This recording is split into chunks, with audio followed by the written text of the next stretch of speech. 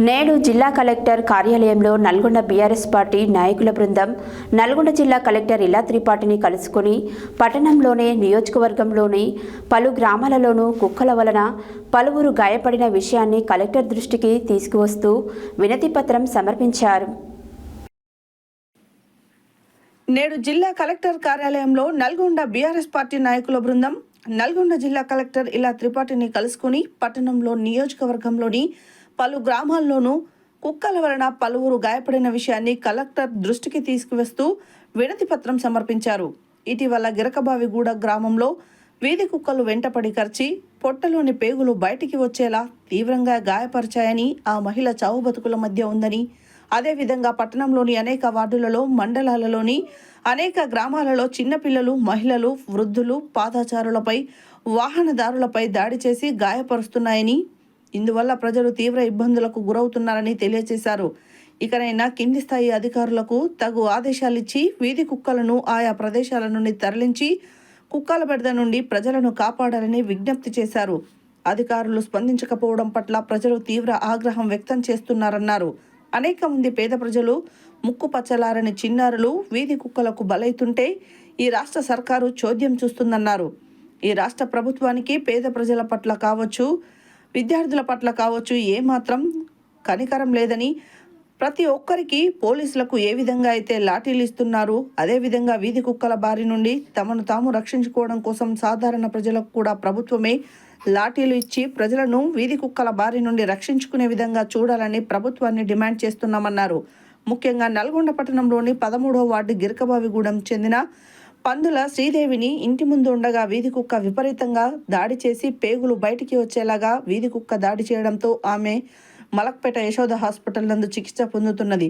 ఆమెకు అయ్యే వైద్య ఖర్చులన్నీ ప్రభుత్వం భరించాలని డిమాండ్ చేశారు.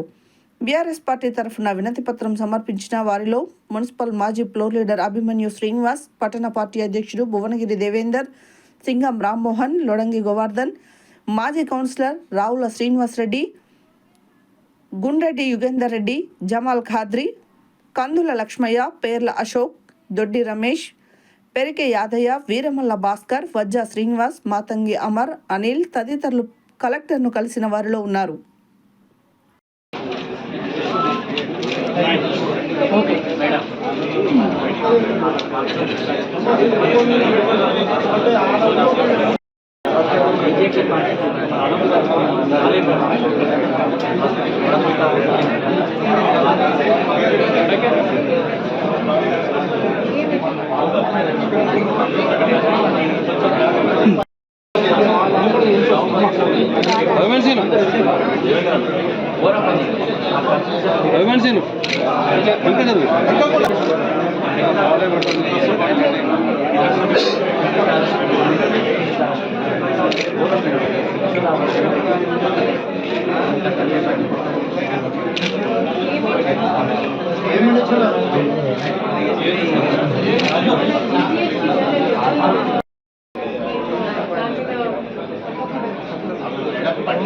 పట్టేటోళ్ళు ఏం చేస్తున్నారంటే ఒక వార్డులో పట్టుకొని పోయి ఇంకో వార్డులో దూరంగా చాలా వాటి షెల్టర్లలో పెట్టి ఒకసారి పట్టిందంటే అవి బయటికి రాకుండా చాలా దారుణంగా ఉంది పరిస్థితి.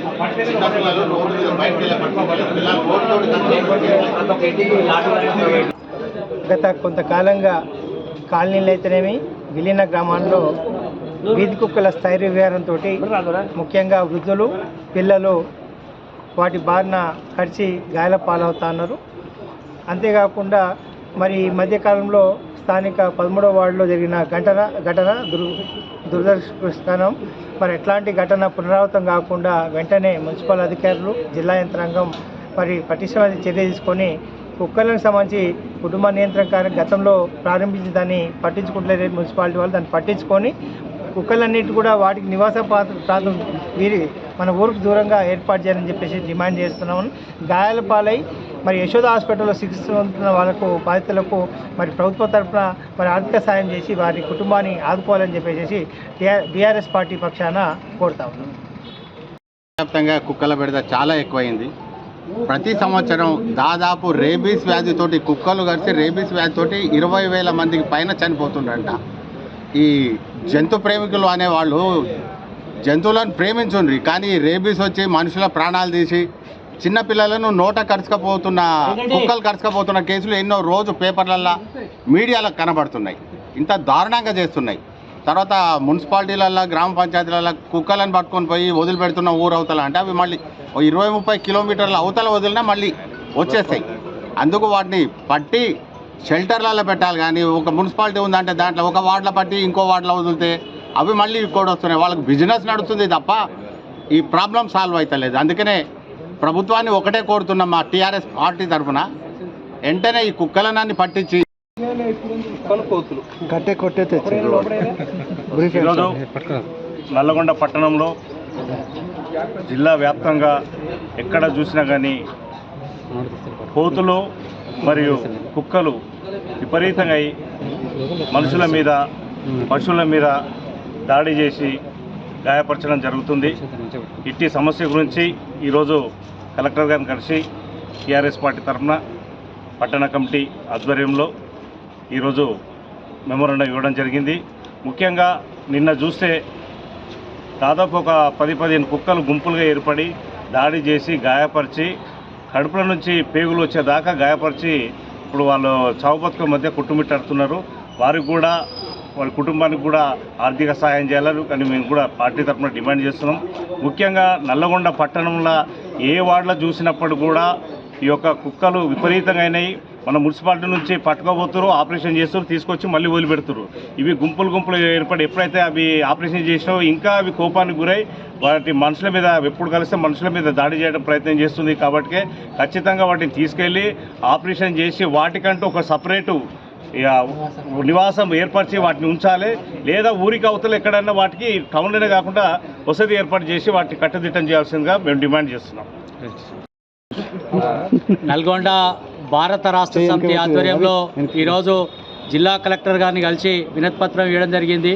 ముఖ్యంగా నల్గొండ పట్టణంలో కుక్కల బెడద, వీధి కుక్కల బెడద చాలా ఎక్కువగా ఉంది.